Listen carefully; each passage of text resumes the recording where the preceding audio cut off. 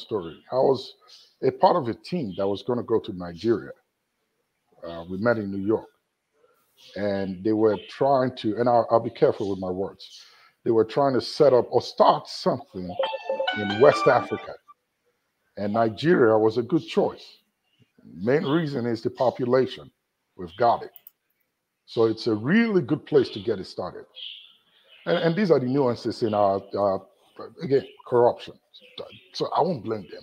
Long story short, we got there. And we went to three of the quote unquote Ivy League universities we have in Nigeria. It was a team of 15.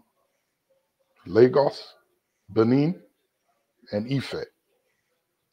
We were shocked at what we met, you know.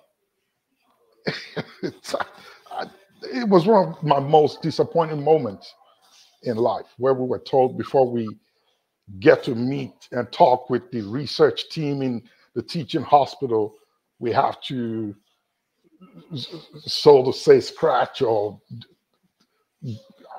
pretty much bribe someone to get to speak with the secretary, who then lets us to talk to whoever the dean or whoever the guy in charge of research in the institution was.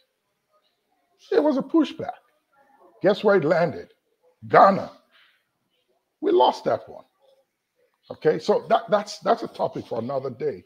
But if we have people like Tone's cousin, those are the people I need to sit down, or I can bring and put in the table and say, hey, let's put this person in and let's see how we can begin the groundwork there. And let's see how we can begin to talk about this International Conference of Harmonization thing and see how we can figure a way in the web of Nigeria to come up with something that we can at least, with time, broaden and get things done properly and in the right way in Nigeria, which will, in the end of it, better the lives of the people. So we have it, like I said. We just need to find the right people. And those who have the training, they have the knowledge, they have the expertise, they have the passion for it, of which, per what Tone just said, our cousin would be one of the very good candidates to do this. So we've got some ways to go, but we can achieve it, we can do it, we can make it happen. We just have to find the right people, of which there are. It's just a matter of identifying them. So in answer to your question, Rudolph, South Africa is just going by already written down protocol. You know, it's like a franchise. I've got everything written down. You want to start up your own, I'll set it up for you, pick out where you want to do it, we get it rolling. And it's being done in your locality. You own it. But that's what it is. They can't just get up on their own and say, hey, yeah, this is what we have. We're going to make it. It's going to be used for Africa. And I wanted to respond to Dr. Agbo, but for the sake of time, even if we come up with it and say, damn the consequences, let's forget about what the rest of the global community says about this. We found out it works. It really works. But they have not given their approval to it. It's a tough battle.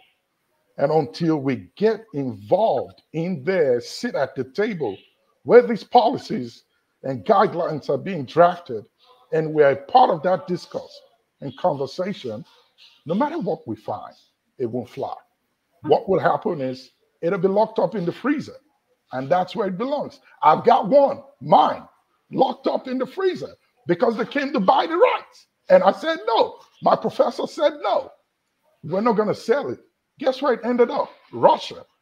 It's being used in Russia today. But there's so much regulation here. There's so much politics in it.